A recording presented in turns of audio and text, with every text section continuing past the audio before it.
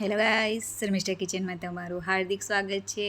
તો હવે મારી તબિયત પણ સારી થઈ ગઈ છે, તો ચાલો હવે ન્યૂ એવી મસ્ત એવી રેસીપી આપણે બનાવીશું, સ્ટાર્ટ કરી દઈશું. તો જો એકદમ હેલ્ધી એવા મોમોઝ બનાવીશું, ટેસ્ટી, ખાવામાં તો ખૂબ જ સરસ છે અને બનાવવા પણ સહેલા છે અને મેંદા વગરના છે. તો જો કેટલા સરસ યમ્મી યમ્મી લાગે છે. જો સરસ અને અંદરથી સ્ટફિંગ પણ એટલું સરસ લાગશે. તમને મોમોઝનો સ્વાદ આવશે. મેંદાના મોમોઝ ખાવાના તમે ભૂલી જશો એ રીતના આ મોમોઝ આપણે બનાવીશું. તો જો એકદમ સોફ્ટ, એકદમ સ્પંજી જેવા બનશે.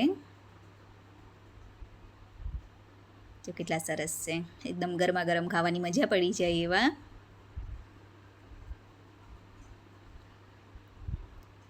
તો ચાલો આની રેસીપી આપણે સ્ટાર્ટ કરીશું. કેટલા દિવસ પછી આજે રેસીપી સ્ટાર્ટ કરી છે મેં, તો પ્લીઝ તમારો સપોર્ટ આપજો મને.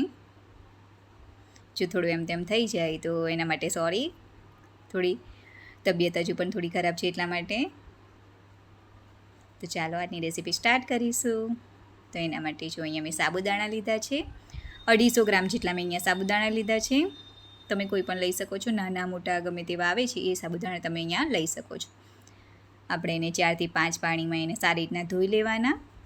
જ્યાં સુધી પાણી એકદમ ચોખ્ખું સાફ આવે ત્યાં સુધી તમારે એને સરસ રીતે એવી બરાબર રીતે એને ધોઈ લેવાના રહેશે. તો જો મેં ધોઈ લીધા છે. હવે એમાં આપણે સાબુદાણાથી થોડું ઉપર એટલું પાણી આપણે ઉમેરી દેવાનું, જો આ રીતનું. અને હવે આપણે એને ઢાંકીને 4 થી 5 કલાક જેવો રેસ્ટ આપીશું. તમારી પાસે વધારે ટાઈમ હોય તો તમે વધારે પણ રાખી શકો છો, ઓવરનાઇટ પણ તમે એને રાખી શકો છો. તો ચાલો હવે એનું સ્ટફિંગ આપણે બનાવીશું. તો એના માટે એક પેનમાં તેલ લઈશું. તેલ થોડું ગરમ થાય એટલે એમાં ઝીણું સમારેલું લસણ અને ઝીણી સમારેલી ડુંગળી ઉમેરી દઈશું. તમે જો લસણ ડુંગળી ના ખાતા હોય તો સ્કીપ કરી શકો છો, એના વગર પણ સ્વાદ એવો ખૂબ જ સારો લાગશે. હવે થોડું સાંતળી લેવાની, થોડી કચાશ દૂર થાય લસણ અને ડુંગળીની ત્યાં સુધી. હવે એમાં કેપ્સિકમ ઉમેરી દઈશું. શાકભાજી તમને ભાવે તે તમે ઉમેરી શકો છો. મોમોઝમાં ખૂબ જ સારા વધારે શાકભાજી હોય તો સરસ લાગે છે એટલા માટે. તો અહીંયા મેં ગાજર, કેપ્સિકમ, કોબીસ આ રીતના જો છીણીને લીધું છે. તમે ઝીણું સમારીને પણ લઈ શકો છો. હવે એને હાઈ ફ્લેમ પર જ તમારે 2 થી 3 મિનિટ જેવું એને સાતડવાનું રહેશે. આપણે એને બાફી નહીં કરવાનું, ખાલી એને થોડો કચાશ દૂર થાય, પાણી થોડું દૂર થાય, બળી જાય ત્યાં સુધી આપણે એને શેકવાનું છે. એટલે 2 થી 3 મિનિટ જેવું લાગશે. હવે સ્વાદ પ્રમાણે આપણે મીઠું, એકદમ દેશી સ્ટાઇલ બનાવીશું, સરસ એવા સ્વાદ લાગશે. લાલ મરચું અને થોડો ગરમ મસાલો ઉમેરીશું અને 1 ચમચી જેટલો સોયા સોસ. સારી રીતના એને મિક્સ કરી લેવાનું. જો મોમોઝનું સ્ટફિંગ એકદમ સરસ એવું બની ગયું છે. હવે એને આપણે ઠંડુ થવા દેવાનું રહેશે. જો આપણા સાબુદાણા મસ્ત એવા પલળી ગયા છે, જો જોઈ શકો છો કેટલા સરસ થઈ ગયા છે. પાણી પણ નથી, એકદમ છૂટા છૂટા રહ્યા છે. હવે આ રીતના જો હાથેથી તમારે મસળી લેવાનું. જો તમને મસળવાનું ના ફાવે આ રીતના તો પછી તમે મિક્સર ગ્રાઇન્ડરમાં પણ એનો લોટ જેવું પીસી શકો છો એને. હવે જો તમને વધારે કોરું લાગે તો આ રીતના થોડું થોડું પાણી છાંટી અને ફરીથી આ રીતના જો તમારે મસળી લેવાનું રહેશે. હવે સ્વાદ પ્રમાણે આપણે એમાં મીઠું ઉમેરી દઈશું. તમે ઈચ્છો તો કોઈ બીજા મસાલા ઉમેરવા હોય તો પણ તમે એને એમાં ઉમેરી શકો છો. ને આ રીતના આપણે એક લોટ બાંધીએ છીએ એ રીતનું કરી દેવાનું. જો હવે હાથમાં તેલ કે પછી પાણી આ રીતના લગાવી દેવાનું અને થોડા નાના નાના બોલ જેવું લેવાનું, લુવા લેવાના આ રીતના જો, અને આ રીતના એને પ્રેસ કરીને દબાવી દેવાનું. એક પૂરી આપણે બનાવીએ છીએ એ રીતનું કરી દેવાનું. આ રીતના થાબીને મીડિયમ રાખવાનું, બહુ પાતળું પણ નહીં ને બહુ જાડું પણ નહીં. હવે વચ્ચે સ્ટફિંગ મૂકી દઈશું અને બધી સાઈડથી એને આ રીતના જો એક રાઉન્ડ બોલ વારીએ છીએ આપણે એ રીતનું બનાવી દેવાનું રહેશે. શેપ આપી દેવાનો તમારે. જો આ રીતના બધી બાજુથી કમ્પ્લીટ સારી રીતના પેક થઈ જાય એ રીતનું. થોડું ફાટે તો પણ વાંધો નહીં આવે, કારણ કે આપણે એને સ્ટીમ કરીશું તો સાબુદાણા કેવું સ્ટીકી હોય એટલા માટે કમ્પ્લીટ થઈ જશે.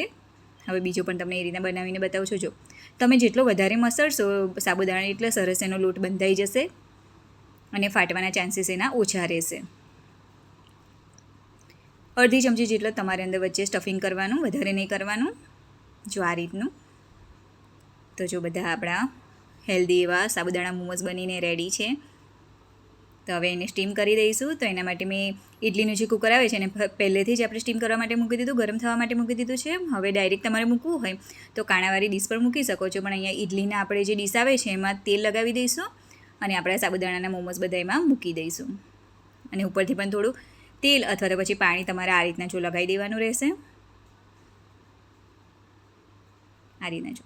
હવે આપણે એને ઢાંકીને મીડિયમ ટુ હાઈ ફ્લેમ પર આપણે એને મિનિમમ 12થી 15 મિનિટ જેવું તમારે એને થવા દેવાનું રહેશે. તો જો 12થી 15 મિનિટ જેવું થઈ ગયું છે. કેટલા સરસ બની ગયા છે જો આપણા મોમોસ. એકદમ સ્ટીકી હો નથી લાગતા, એકદમ હેલ્ધી જેવા મસ્ત એવા જો કેટલા સરસ લાગે છે. તમે એકવાર બનાવશો તો ઘડી તમને બનાવવાનું કહેશે ઘરના, એવા મસ્ત બનશે. જો કેટલા સરસ લાગે છે. દેખાવમાં નથી સરસ, પરંતુ ખાવામાં પણ એટલા જ સરસ લાગશે તમને. દેખાવ કરતાં પણ વધારે ખાવામાં સરસ લાગે. સ્ટફિંગ પણ કેટલું સરસ દેખાય છે જો તમે જોઈ શકો છો. તો ચાલો એને સર્વ કરી દઈએ. તો એના માટે અહીંયા ઉપરથી થોડી સેજવાન ચટણી લગાવીશું.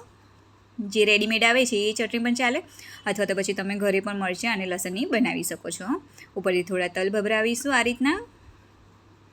જો એક તમને તોડીને બતાવું, જો કેટલું સરસ લાગે છે. અત્યારથી મોંમાં પાણી આવી જાય એટલા સરસ લાગે છે. તમે એકવાર ઘરે જરૂરથી ટ્રાય કરજો અને કોમેન્ટ પણ કરજો કે તમે મારી રેસીપી ટ્રાય કરો છો. તો તમે મારી ચેનલને સપોર્ટ કર્યો છે. મેં બીમાર હતી, નથી મૂક્યા વિડીયો, છતાં પણ તમે મને સપોર્ટ કર્યો, એના માટે થેન્ક યુ. આ જ રીતના મને સપોર્ટ કરતા રહેજો, મારી ચેનલને સપોર્ટ કરતા રહેજો, મારા વિડીયોને લાઇક અને શેર કરતા રહેજો, સારી કોમેન્ટ કરજો. Thank you.